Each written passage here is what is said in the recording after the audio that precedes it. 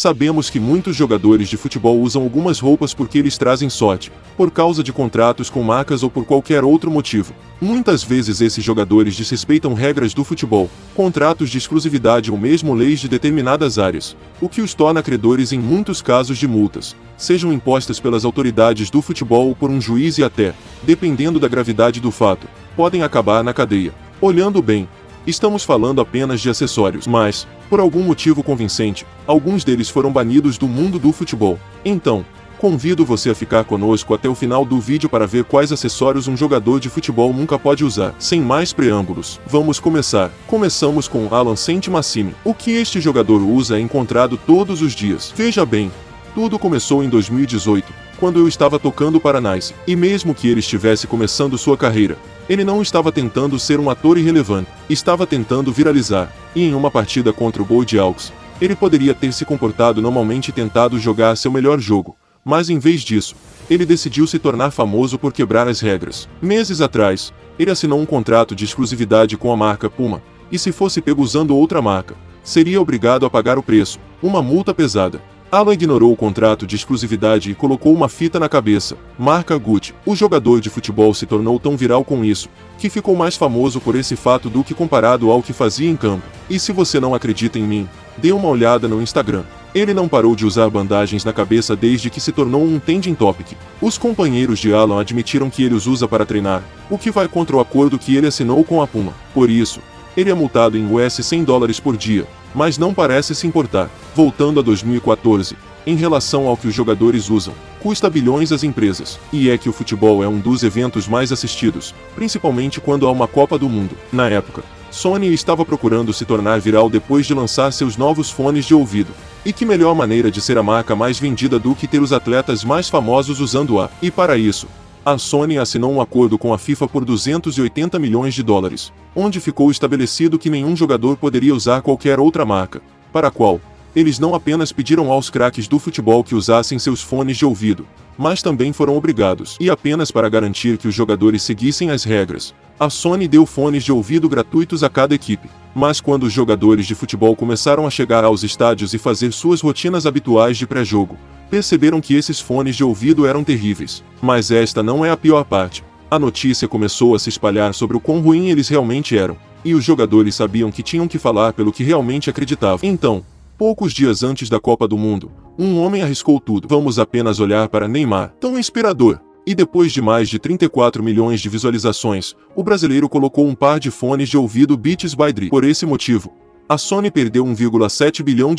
Mas mesmo quando tudo desabou, a FIFA proibiu o uso de fones de ouvido Beats by Dre no futebol. Pelo menos o que Neymar fez não foi ilegal, porque o que David Beckham usava era tão controverso que não foi apenas banido pela FIFA. O jogador inglês esteve perto de enfrentar 6 meses de prisão. Para descobrir isso, é preciso voltar no tempo até 2002, quando Beckham assumiu o futebol ao levar a Inglaterra à Copa do Mundo. Mas todos nós conhecemos Beckham. Ele adora os holofotes. Eu só tinha tentado criar uma tendência. E na Copa do Mundo, quando se aproximavam as partidas contra Dinamarca e Brasil, o inglês estreou algo que nenhum outro atleta havia estreado antes. E provavelmente o custo é ilegal. O jogador de futebol usava chuteiras personalizadas, Adidas Predator. À primeira vista, parece que algo assim não pode te levar para a cadeia.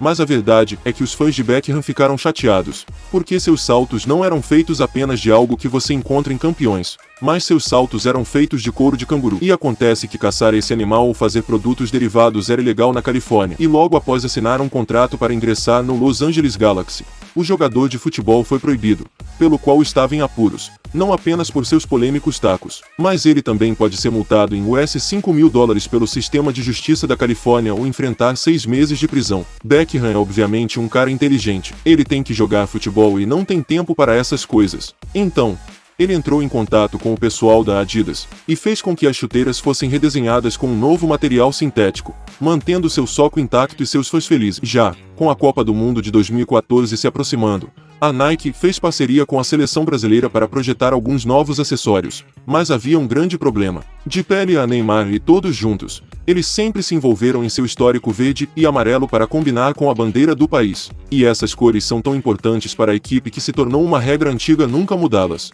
Mas aparentemente Nike não recebeu esta notificação. Entrando no ano novo, Eles tentaram misturar tudo e saíram com algo completamente diferente.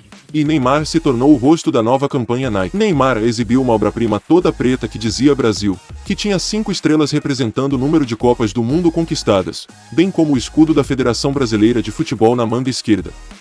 Os jogadores inicialmente gostaram deste novo estilo, por isso foi aprovado por unanimidade, mas não demorou muito para que as pessoas começassem a criticar os uniformes. Pois bem, em toda a existência do país foi tradição usar amarelo nos jogos em casa e azul nos jogos fora, e muitos brasileiros acham que mudar isso era desrespeitoso, então conseguiram convencer a Federação Brasileira de Futebol para que ele literalmente banisse essas camisas. Agora, falaremos de acessórios que expulsaram um jogador de futebol, como é o caso de Omi Shenshao. Voltando a 2018, o que esse jogador de futebol estava vestindo foi banido deste esporte.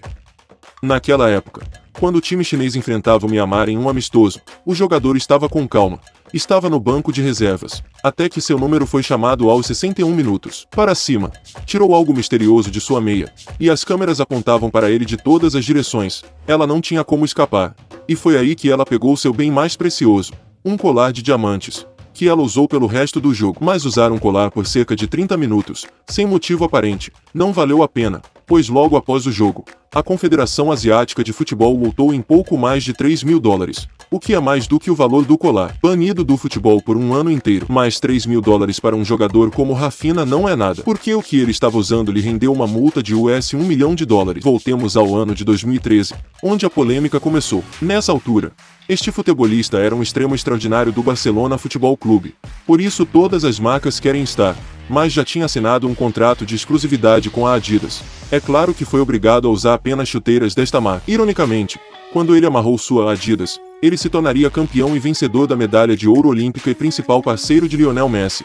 Então ele sentiu que estava no topo. O que poderia dar errado? Naquela época, o jogador de futebol brasileiro percebeu que seu contrato de exclusividade se tornaria seu maior erro. Enquanto usava suas chuteiras, ele sofreu uma lesão devastadora no ligamento cruzado anterior, forçando-o a ficar fora da quadra por meses. Então, como ele não poderia estar em campo representando a Adidas, a marca se recusou a apoiá-lo e as coisas pioraram. Era como se a empresa estivesse planejando sua queda. À medida que julho de 2018 se aproximava, Rafinha esperava que seu contrato com a Adidas chegasse ao fim, porque a empresa não lhe mostrou apoio em tempos difíceis. Ele não apenas prometeu não desistir do futebol, como prometeu nunca mais usar essa marca. Os meses foram passando e ele começou o renascimento de sua carreira jogando pelo Futebol Clube Barcelona e representando a marca Mizuno, empresa em que confiava. Mas o que Rafinha não sabia era que a Adidas colocou um acordo oculto em seu contrato. Sem saber, eles o estenderam por mais 5 anos, então tecnicamente Rafinha foi obrigado a usar apenas seus produtos e promovê-los nas redes sociais, mídia todos os dias. E ao longo dos meses, a Adidas deixou o brasileiro violar o contrato de propósito, sabendo que o jogador de futebol teria que pagar uma grande quantia em dinheiro. Em dezembro de 2018, eles processaram Rafinha, o que resultou no pagamento de US$10.000 por cada dia em que não usou a marca. A defesa não tinha nada a dizer, então o juiz concordou com a Adidas e o obrigou a pagar à empresa mais de $1 milhão. Sem dúvida, esta é uma lição para quem assina um contrato de exclusividade com qualquer marca. O jogador deveria ter consultado seus advogados para finalizar corretamente seu contrato de exclusividade com a Adidas, para que ficasse legalmente livre para contratar qualquer outra empresa que o jogador desejasse, pois essas marcas estão legalmente preparadas para atuar em caso de quebra dos contratos de exclusividade que assinaram, porque há muito dinheiro e prestígio em jogo. E isso é tudo por hoje. Se você gostou do vídeo, dê um grande like, inscreva-se no canal e clique no sininho de notificação. Até logo, nos vemos em um próximo vídeo.